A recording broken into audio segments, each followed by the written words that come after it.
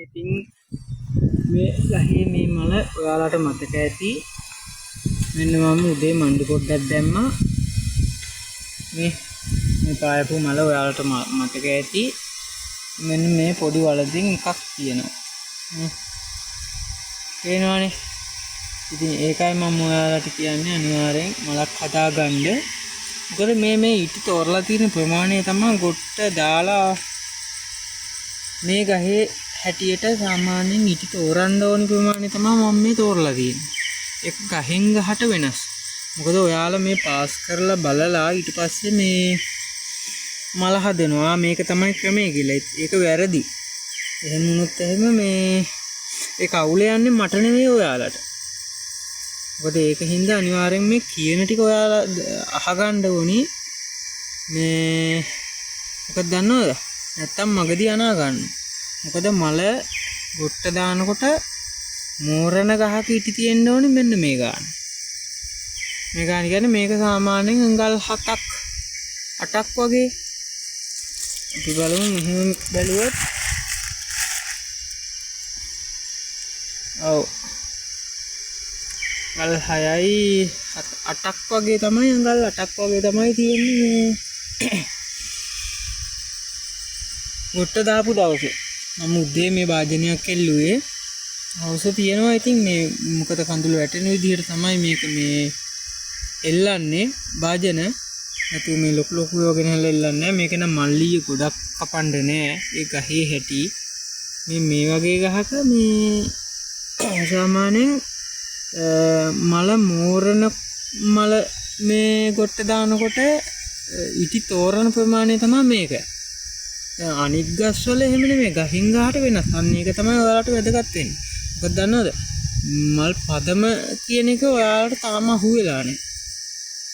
අහු වුණා නම් එහෙම වෙන්නේ නැහැ. මොකද මේ ඉටි ටික ඉවර කරන්න අමාරුයි කියන්නේ ඔයාලට මල් පදම අහුවෙලා නැහැ. ඒකයි. නැත්නම් ඉටි ටික පන්නනවා කියන්නේ මේ දවසෙන් දෙකකින් කපලා දානව නෙමෙයි. ඒක පන්න ඕන ප්‍රමාණයක් තියෙනවා. දැන් මම කිව්වොත් එහෙම මේ ඔයාලට දවසට අඟල ගානේ කපහම මේ වියත් තුන තියලා වෙලලා කියන්නේ ඉටි ටික කපන දවසේ ඉඳලා වියත් තුනක් තියලා ඊටු ටික බිමට කපලා දාලා. දැන් දවසට අඟල ගානේ කැපුවොත් එහෙම ඒක හරියයිද? ඒක හරියන්නේ නැහැ. ඒකේ ගහෙන් ගහට වෙනස්නේ. ඒකින්ද තමයි මම මේ කියන්නේ කට කැඩෙනකන් මේ ගහෙන් ගහට මල් මෝරන විදිහ වෙනස්. ඒකින්ද ඒක පිහියටමයි අහුවෙන්නේ. පිහියටත් අහුවෙනවා. ඒ වගේම මේ වාජනයටත් අහුවෙනවා, කඳුලටත් අහුවෙනවා.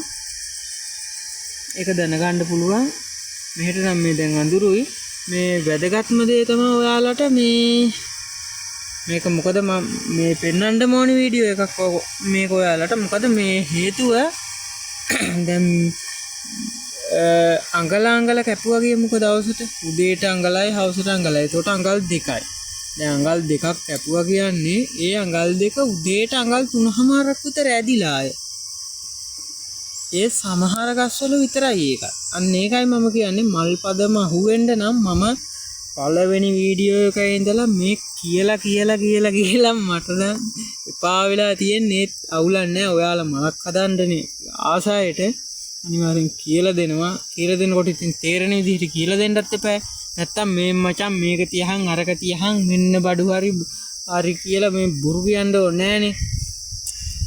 ඒකින්ද මේ අනිවාර්යෙන් ඉටි ටික පන්නන විදිහ.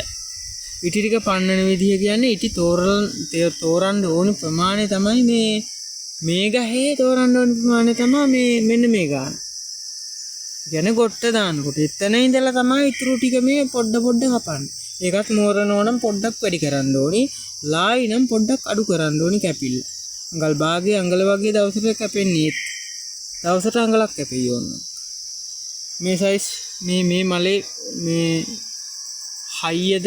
හයිය නැතිද කියලා බලලා තමයි ඒ කැපිල්ල වෙනස් කරන්නේ. අන්න ඒකයි ඔයාලට ගොඩාක් වැදගත් වෙන්නේ. ඒකින්ද අනිවාර්යෙන් දැන් මේ ගහේ ගොඩක් තිබුණා. ඉපිය මලේ ගොඩක් තිබුණා. මේ ගොඩක් වැඩි වුණොත් වැඩක් නැහැ ඉතින්. ඒක කියන්නත් එපා මල් හදන්න කියලා දුන්නට වැඩක් නැහැනේ. ගොඩක් වැඩි වුණොත් පැණි මේ මොකද මේ දැන් ඉස්සර තෙජ්ජ මෙච්චර තිබුණා දැන් නෑ.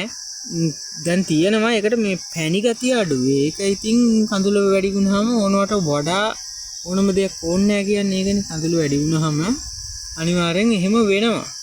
ඒක සාමාන්‍ය දෙයක්. තුල් රස්සාව කියන්නේ සාමාන්‍යයෙන් සුපිරි ජොබ් එකක්. හැබැයි හරියට කරන්න ඕන. දීලා විකාර කරගන්න නැතුව Tamanට ඉතින් මේ මම නම් දවස් 3යි උඩරිම මණ්ඩි දාලා තියන්නේ. එහෙම නැත්නම් නිකම් එකක් එල්ලලා තමයි සමහර ගස්වල නම් හදන්නේ. මොකද මේ හුරුත් එක්ක කරන්න බැරි හින්දා ඒ හැම තැන්වල එහෙම නිකම් එක එල්ලන්නේ. ඒ කියන්නේ එජ් වලට මුලින්ම ඒක හින්දා මේ දැන් මේ වගේ එකක නම් මේ මණ්ඩි දාලා උඩරිම මම දවස් 3ක් 4ක් වගේ උඩරිම තියන්නේ. මොකද මේ කඳුළු වැඩි වෙන විදිහ බලලා තමයි ඒක. මොකද මේ ඔය සමහර කිතුල් තියෙනවනේ මේ ගල් උඩ කිතුල් තියෙනවා ඉක්මනට වැඩි වෙන්නේ නැහැ. මොකද මුල් ටික තියෙන්නේ ගල උඩනේ. ගල් හත් වෙනකොට අවුව වැඩි වුණා වුණත් අඩු වෙනවා. ඉතින් මේකට මේ වතුර දාලා ඉන්න වෙලාවක් නැහැ නේ මිනිස්සුන්ට.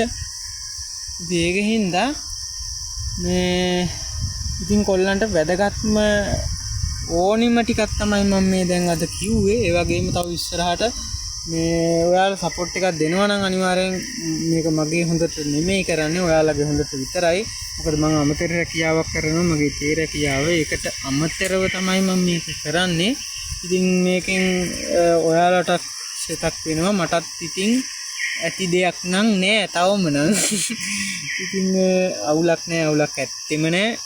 මේ ඉතින් දෙවියනේ කියලා මේ අනිවාර්යෙන් මොකද මේ මට ලයිව් එන්න උනත් පුළුවන්. ලයිව් දීලා ඔයාලගේ ප්‍රශ්න වලට උත්තර දෙන්න අපි ඉස්සරහදී බලමු. සපෝට් එකක් දෙනවා නම් අඩුතරම් 50ක්වත් ඉන්නවනම් 1850ක්වත් ඉන්නවනම් අඩුතරම් 2050ක්වත් ඉන්නවනම් ලයිව් එකක් කරන්න පුළුවන්. නැත්තම් ඉතින් වැඩක් නැහනේ.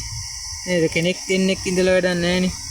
ඒක හින්දා මේ අනිවාර්යෙන් ප්‍රශ්න වලට උත්තර අරගෙන හැමදාම පැයක් ඕ පැය භාගයක් හවසට තමයි ඉතින් වැඩ ඉවර වෙලා සාමාන්‍යයෙන් පැයට වගේ මේ එහෙම ඔයාලගේ ප්‍රශ්න වලට උත්තර දෙන්න පුළුවන්. අපි බලමු ඉස්සරහට කොහොමද ඔයාලගේ සපෝට් එකක් අනිවාර්යෙන් මේ වීඩියෝ එක බලලා මේ අහපු කට්ටිය ඉන්නවනම් අනිවාර්යෙන් ලයිව් වෙන්න කියලා කමෙන්ට් එකක් දායි. බලමුකෝ කී දෙනෙක් කමෙන්ට් කරයිද කියලා. එහෙනම් ඉතින් කොල්ලනේ අතට මම වීඩියෝ එක මෙතනින් අවසන් කරනවා. මලේ උඩරිම තියන්න ඕනි ඉටි ප්‍රමාණෙත් ඔන්න මම දැන් හංගන්න නැතුව මගේ කොල්ලන්ට මම කියලා දුන්නා. එහෙනම් කොල්ලනේ ජය වේවා.